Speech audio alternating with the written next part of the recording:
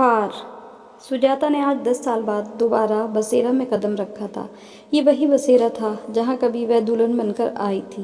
ये कभी उसका घर हुआ करता था। उसके ससुर रिटायर्ड जज अविनाश शर्मा की कोठी, उसके पति IPS निशांत शर्मा का घर। घर में शोक पसरा हुआ था। मृत शरीर को ले जाने की तैयारी थी। मरने वाली और कोई नहीं, उसके पति की दूसरी पत्नी ज्योति थी।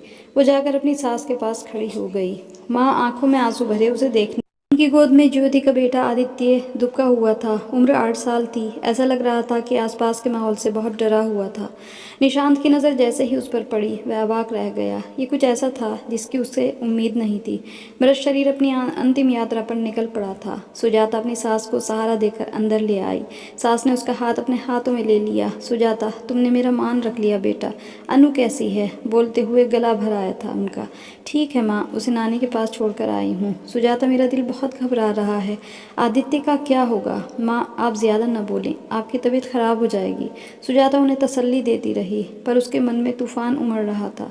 ये वही घर था जहाँ उसके पति ने उसे ठुकराया था और ज्योति से शादी कर ली थी, वह भी उस कंडीशन में जब वो माँ बनने वाली थी। निशांत बेटी के जन्म के बाद एक बार भी अपनी बेटी को देखने नहीं आए थे। उन्होंने तो ये भी जानना ज़रूरी नहीं समझा था कि माँ बेटी जिंदा हैं या मर गई। इस घर में सिर्फ एक ही माँ ही थी जिन्होंने उसे बेहद प्यार दिया था, जो उसके साथ डटकर खड़ी थी। उन्होंने उसको बहुत रोकने की कोशिश की थी, पर रोक नहीं सकी थी। सुजाता ने ही उन्हें मना कर दिया था। माँ, मैं अब इतना नीचे नहीं गिर सकती कि निशांत के साथ रहूं, जब उन्होंने ही मेरी जगह किसी और को दे दी है। उसने आसानी से निशांत को आज़ाद कर दिया था।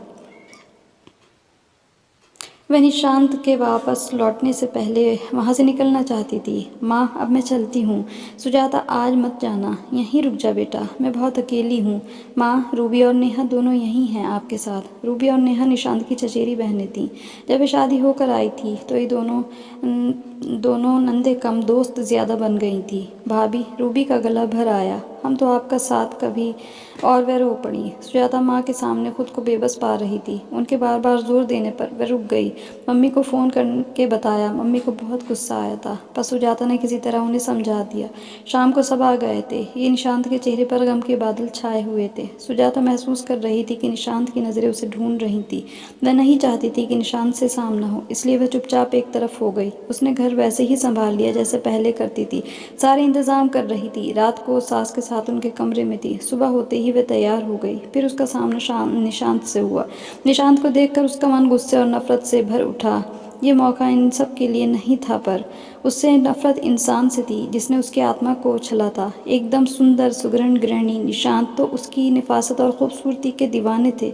उनकी शादी को 3 साल हो गए थे। कभी निशांत के प्यार में कोई कमी नहीं देखी थी। ज्योति का शक्ल सूरत का कोई मुकाबला नहीं था। ज्योति IPS थी, एक साथ काम करते थे। कब उनकी नज़दीकियाँ बढ़ गईं उसे पता ही नहीं चला। उसने सपने में भी नहीं सोचा था कि निशांत उसे धोखा देंगे, उसके सीधेपन को छलेंगे। फिर सब कुछ खत्म हो गया था। माँ की आवाज़ ने उसे वर्तमान में ला दिया। सुजाता बेटा, शाम को आ जाना। पर माँ, मेरी क्या ज़रूरत है, सब तो हैं यहाँ। नहीं सुजाता, तुम आ जाओ शाम को। 13वीं तक तुम यहीं रुक जाओ। मैं तो हमेशा ही इस घर में अकेली रही हूँ। फिर वह झट से निकल गई। शाम को ना चाहते हुए भी उसे आना पड़ा। नौकरों से सारा काम कराना, पंडित जी को क्या क्या चाहिए, रिश्तेदारों के ठहरने का इंतज़ाम, सब उसकी देखरेख में हो रहे थे। निशांत की बुआ ने उसे देखकर कहा, सुजाता, चलो ठीक किया तुम आ गई। ऐसे वक्त में भाभी को तुम्हारे साथ की ज़रूरत थी। ज्योति की माँ की आंखों में वो ज़रूर खटक रही थी। 13वीं के पश्चात ज्योति की माँ ने मौका देखकर उससे कहा, तुम यहाँ क्यों आई हो? ये मेरी बेटी और उसके बेटे का घर है। यहाँ हक जमाने की कोशिश भी मत करना। आंटी, आप बेफिक्र रहें, मुझे अगर कभी फला ही नहीं। मैं अपनी बेटी के साथ बहुत खुश हूँ। मुझे मेरी ज़िंदगी में किसी की ज़रूरत नहीं है। इस घर में मैं अब कभी वापस नहीं लौटूंगी।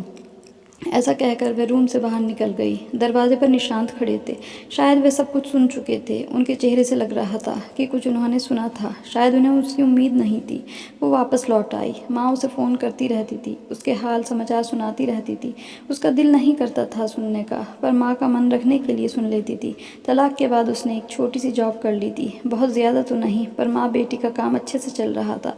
अनु 10 साल की थी, पढ़ाई में बहुत होशियार। उसे माँ का रूप और पिता का व्यक्तित्व दोनों मिले थे।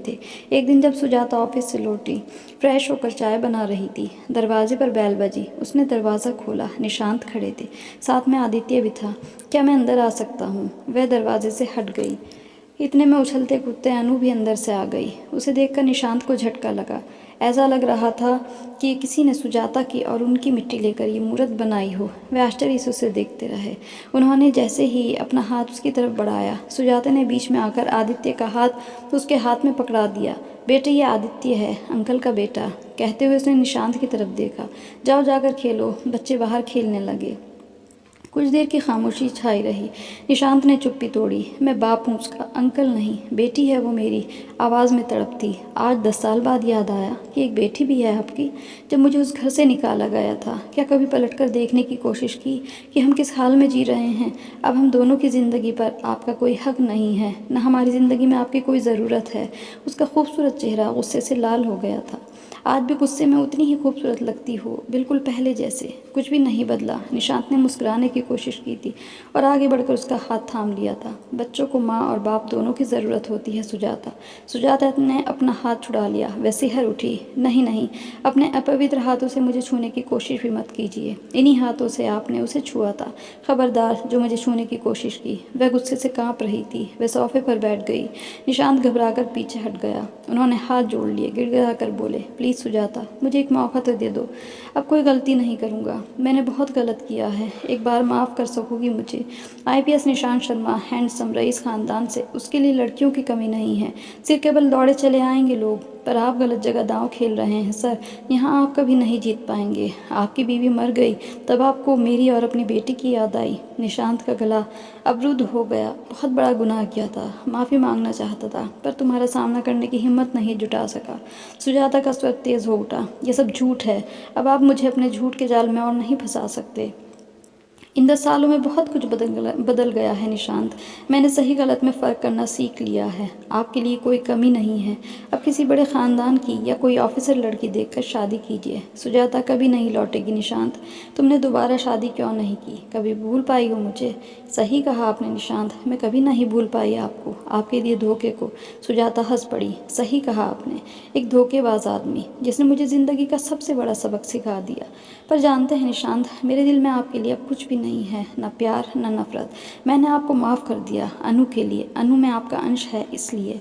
अब वे सौदेबाजी पर उतर आए थे। हमेशा ऐसा ही तो किया था उन्होंने उसके साथ। अनु मेरी बेटी है, मैं जब चाहूँ कोर्ट से उसकी कस्टडी ले सकता हूँ। तुम अनु को खो दोगी। सुजाता का चेहरा निर्विकार था। ले जाइए, आपको कोर्ट कचहरी की ज़रूरत नहीं पड़ेगी। अनु मेरी कमज़ोरी नहीं, मेरी ताकत है। आपने तो केवल छीनना ही सीखा है, पर आप अनु को मोहरा बनाकर मुझे हासिल नहीं कर सकते। उसने देखा निशांत की आंखों में आंसू आ गए थे। जिस इंसान को केवल रुलाना आता था, आज वो खुद रो रहा था। उसने निशांत के चेहरे पर हार देखी थी। उसकी आंखों में सुकून उतर आया था। आज उसने अपने साथ हुई नाइंसाफ़ी का हिसाब बराबर कर दिया। बच्चे खेल कर अंदर आ चुके थे। निशांत अपनी बेटी को प्यार करना चाहता था, उसके सर पर हाथ फेरना चाहता था। वही 10 साल पहले वाला निशांत बनना चाहता था। पर मुट्ठी से रेत की तरह वक्त उसके हाथों से फिसल चुका था। वो ललचाई नज़रों से अनु को देखता रहा। अनु को देखते हुए महसूस कर रहे थे कि उन्होंने क्या खो दिया था। सुजाता ने कितने अच्छे से अनु की परवरिश की थी। उसने तो अपने कर्तव्य, अपना पत्नी धर्म सब कुछ अच्छे से निभाया था। धोखा तो उन्होंने किया था। आज वो सब कुछ हार चुके। सुजाता ने आदित्य का माथा चूमा और उसे बाहों में भर लिया। अगली बार आओगे दादी के साथ खेलने? आदित्य ने खुश होकर गर्दन हिलाई। अब दादी के साथ लेकर आना। ये संकेत था निशांत के लिए कि अब आपकी यहाँ कोई ज़रूरत नहीं है। निशांत थके कदमों से वापस लौट गया।